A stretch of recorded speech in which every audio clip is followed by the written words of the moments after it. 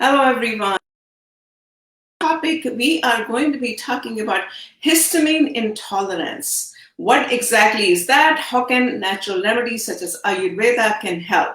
With talking about this, we have Vaidya Manjiri. She is one of the leading Ayurvedic doctors in Canada, and she's here with me in the studio.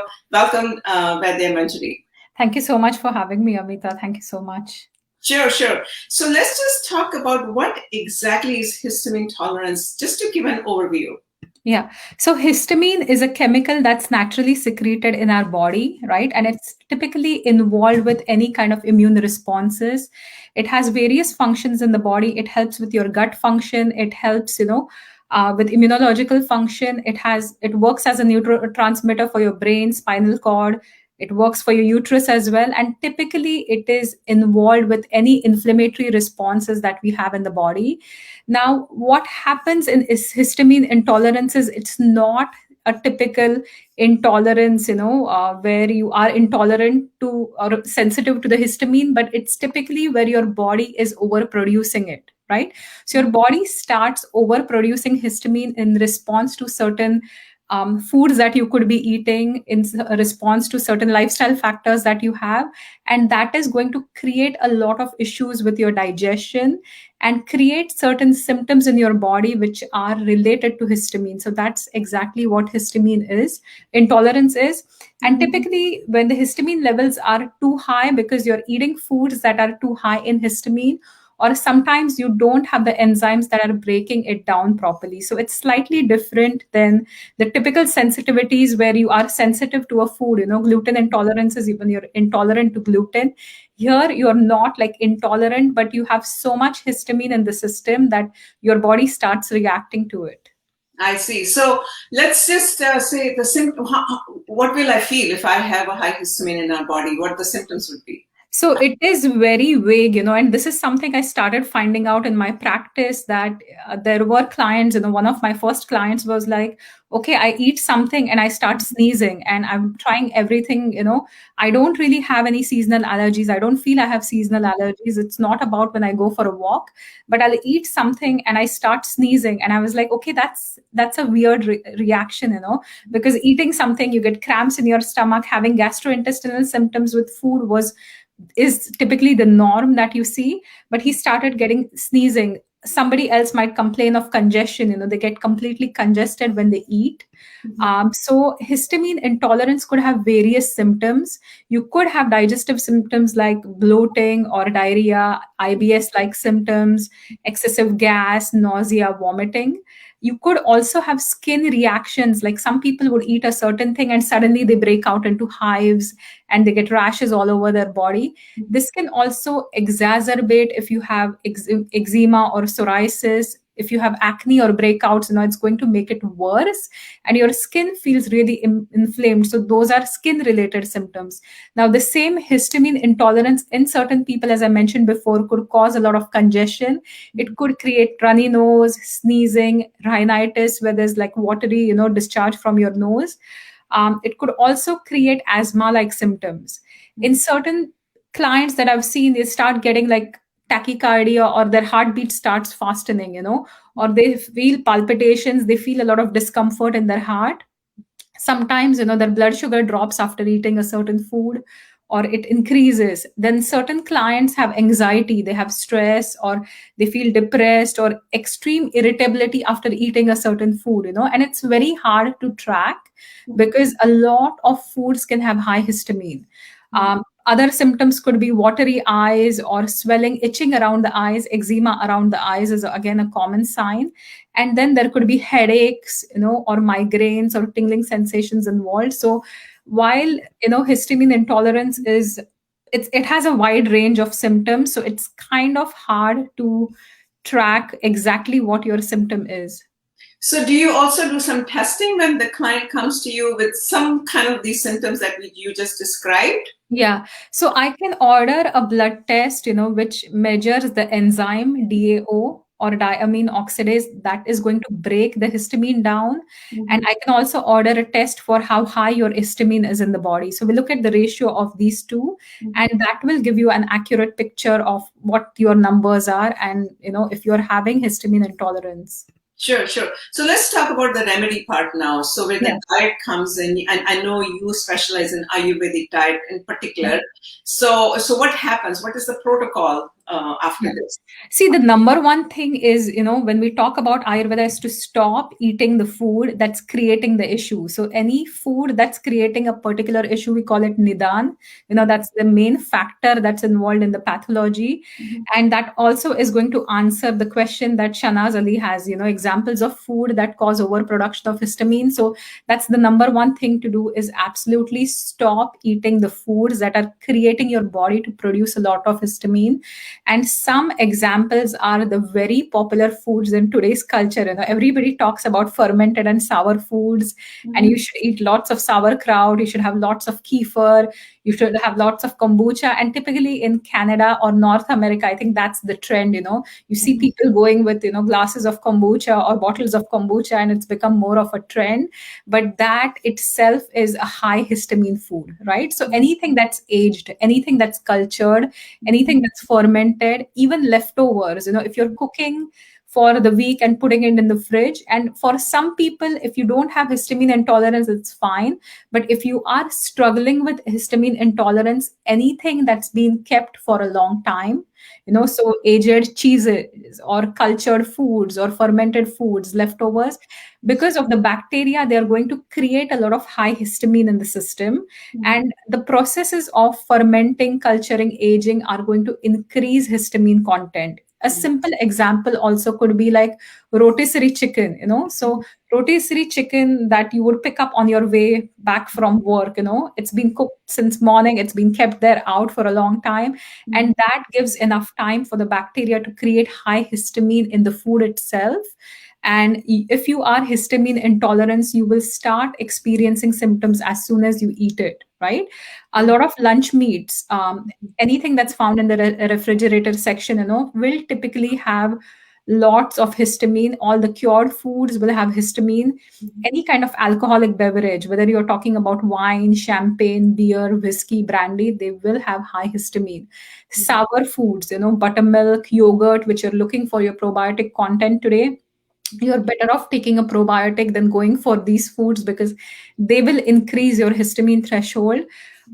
Balsamic vinegar, any other kind of vinegars, bacon, other cured foods, smoked fish, fish or meat that has not been like used within 30 minutes, of the catch, is typically going to create histamine issues. Any ground meat as well, because the more surface area it has, the more there is chance for increase in histamine. Any even dried fruits, like if you're looking at apricots, prunes, dates, figs, raisins, which are also common today, they are going to have a lot of high histamine because they are dried. And even the egg whites can be histamine liberators. When it comes to vegetables, very common health foods can have high histamine. So we're looking at avocados, we're looking at walnuts, cashews, peanuts, we're looking at mushroom, spinach, eggplant, strawberry. So these are all the healthy foods. And today everybody talks about good fats and how it's necessary to eat avocados and how necessary it is to eat walnuts. And they are extremely necessary, but not when you have, high histamine. Now, there are also certain other foods that will trigger the release of histamine, like tomatoes or bananas or anything citrus, lemons, limes, oranges, grapefruit. Even chocolate is going to be a trigger for this histamine release. And if you look at other processed foods or anything that has additives like carrageenan or sodium benzoate, lecithin, MSG, they are all going to create, havoc on your mast cells and create issues with histamine intolerance. So the number one thing to do is absolutely avoid, foods that are having high amounts of histamine. Now, what you can eat is the other part of the story. So when you avoid these foods, now we've given up so many things. What are we exactly going to eat? So anything that's fresh, fresh meat, especially, if you flash freeze it or freeze it quickly, that's fine. Anything which is fresh fish, you can have. Chicken which is frozen or cooled is fine. If you are extremely sensitive, you might even react to frozen ones. You can have fresh vegetables with the exception of tomatoes, eggplant, spinach. Rice products, you could have rice noodles, even rye bread or white bread sometimes will work for certain people. Milk, if you're looking for fresh milk products, it's a different thing. If it's anything fermented, you will react to it. Goat's milk is a better alternative than cow milk when it comes to histamine issues. And even herbal teas, you can have some of those. So those are some things that you can definitely have. Okay, so let's just talk a little bit about how Ayurveda can help. Is there any particular therapies within Ayurveda that can help flush out histamine from someone's system? Yeah, so the number one part is a little understanding on how you can connect this with Ayurveda. So if with Ayurveda, we have the three dosha theory where we have Vata, which is, the wind energy. We have Pitta, which is the fiery molecules. So histamine comes under these fiery molecules. And if you look at the histamine liberation throughout the body, in the gut, so even the locations can be connected with different parts of, Pitta, right? So one simple thing to really do is, balancing your Pitta dosh in the body is going to be fantastic for helping with balancing, your histamine intolerance, right? And if you look from a modern perspective, there are certain herbs that would work well. So a common herb, which is more of a Western herb known as stinging nettle, because the question is about teas, you can have stinging nettle as a tea, or butterbur is again a Western herb which works really well. When it comes to histamine intolerance, my favorite Ayurvedic herb, you can have it as a tea, you can have it by itself, is going to be moringa, right? Moringa or shigru is fantastic. And another one which is absolutely amazing is called licorice or yashti madhu, right? So these are two important herbs, and if you look at the herbal profiles as well, they are going to balance your pitta, right? They are going to detoxify your system gently. Yashti madhu also helps fantastically for digestion. A lot of your digestive cells are mucosal cells, right? Pretty much all of those. And when they are exposed to high histamine, they can get irritated. So when you have yashti madhu or licorice, this is going to help soothe your gastrointestinal cells as well and really nourish them. So those are a few, things that you can definitely try. Okay, so let's say someone has this issue of histamine intolerance. How much time does it take for someone to flush it out of the system? That's number one. And then number two, does that person has to stay on that as diet? So the number one thing is, it depends on the intensity. Now, if your issue is chronic, if you have had the same issue for a long time, maybe 6 months or a year, then it's going to take some time for your body to normalize, right? But if you just caught it like a month, you started your symptoms, we got the testing done and we found this out, we put you on a diet, it can take anywhere from 1 to 3 months. Now, in my experience, people don't connect the dots. And that's why when I see clients, they're always chronic conditions. Now, an average person, we're just talking about a very generalization, it will take 3 to 6 months minimum to see the benefits. But slowly, once your body starts normalizing, once your histamine production is normalized, once your DAO starts functioning well, you don't have to follow the restricted diet for a long time. So it's not that you're going to absolutely never eat an avocado again or never have walnuts again. We're just taking this time to normalize your body, right? And after that, we can start reintroducing all these foods. And I've had a lot of clients who have been successful at reintroducing the foods back in. Some of them were extremely sensitive when we started. So an example was like even meat that was frozen, or it had, everything had to be like fresh right there. Anything that was a little bit frozen would create issues. And suddenly now, after 6 months of treating them with Ayurveda, they're doing really well. So from an Ayurvedic perspective, it's really important to identify your factors. When we talk about understanding the root cause, are you eating foods that are high in histamine? Or do you have certain activities? Sometimes even too much of exercising will produce a lot of histamine, right? So we have to look at the lifestyle factors. Have to look at the dietary factors.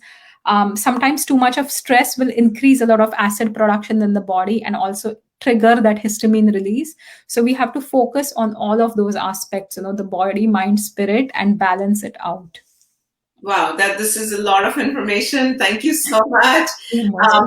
Any more questions? I know there's a lot of string of questions. Shanaz was asking. Any other comments, questions, feedback? These are just small sessions. We just want you to introduce you to a certain topic, like 10, 15 minutes, and that's it. And then if you have more consultation or anything you want to do it, you can put it in the comments, and then you're welcome to reach out to Vaidya Manjiri. All right. So how would you like to summarize? Yeah, so the number one thing is, like, see, the whole point is always, focus on a diet that's compatible to your body. In Ayurveda, when we talk about, the dosha type diet, typically the picture I see with histamine clients or clients having histamine intolerance is high pitta kinds who are eating that pitta. Prakopak ahar vihar is what we call, which is triggering your pitta. So always following a diet that's compatible to your body, your mind, your lifestyle, the region you live in. So these are all the factors that a Vaidya would consider when planning a diet. So what to summarize is, do not fall a trap to the trends. They come and go, but start working with your body, start getting in tune with your body, and you will be able to resolve whether it's histamine intolerance or any other issues, if you start working long term with your body, understanding your unique needs. Sure. Someone has she has a question. How can I get more info from you? You can seek out consultation. That will be the next step. We don't want to make this as a personalized. This is a general topic that we talk about. So we have another one. Okay. Yes. So I think. All right. Suffered from months with spring allergies. Great points mentioned. Very helpful. Thank you. You are welcome. All right. Thank you so much, Vaidya Manjiri, for doing this session. I think this session, a lot of people don't understand histamine intolerance. I think this is a very important topic, and the way you pointed it out, little things people can follow along. Someone else is also commenting on great information. Any other questions you have, you're welcome to put it in the chat window and we will get back to you. With that, we'd like to wrap up the session. Have a great day, everyone, and let us know how we are doing. We are trying to bring you credible information every single day. Thank you, and bye-bye. Thank you so much. Yes.